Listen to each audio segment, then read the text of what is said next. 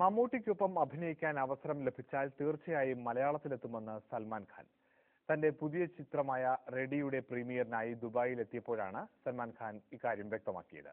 മലയാളിയായ അസിൻ മികച്ച നടിയാണെന്നും സൽമാൻ ഖാൻ അഭിപ്രായപ്പെട്ടു.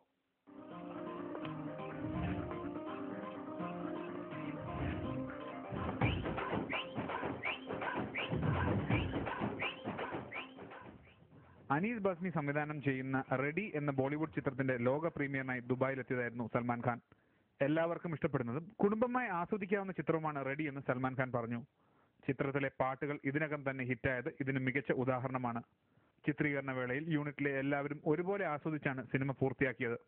सिचुएशनल कॉमेडी है, फैमिली कॉमेडी है, वल्गैरिटी बिल्कुल नहीं है, एक्सपोजर थोड़ा सा है मेरा और सैड के आसन का कुछ नहीं है.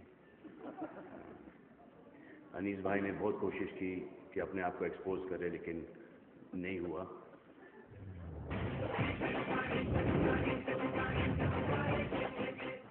റെഡിയിലെ നായികയായ അസിൻ മികച്ച ഭാവിയുള്ള നടിയാണെന്ന് പുകഴ്ത്തിയ സൽമാൻ ഖാൻ മലയാളത്തിൽ അഭിനയിക്കുമോ എന്ന ചോദ്യത്തിന് നൽകിയ മറുപടി ഇതായിരുന്നു. I would definitely try and consider it.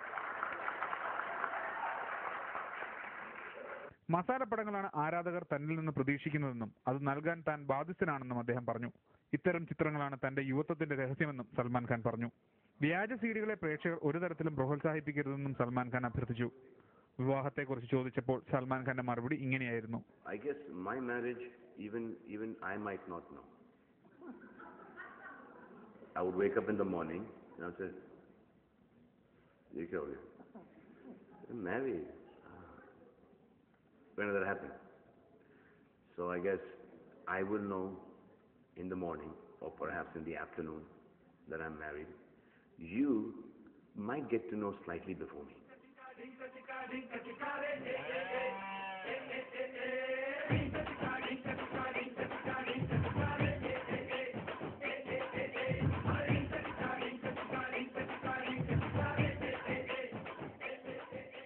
വെള്ളിയാഴ്ചയാണ് റെഡി ഇന്ത്യൻ തിയേറ്ററുകളിൽ എത്തുന്നത്. Manorama news, Dubai.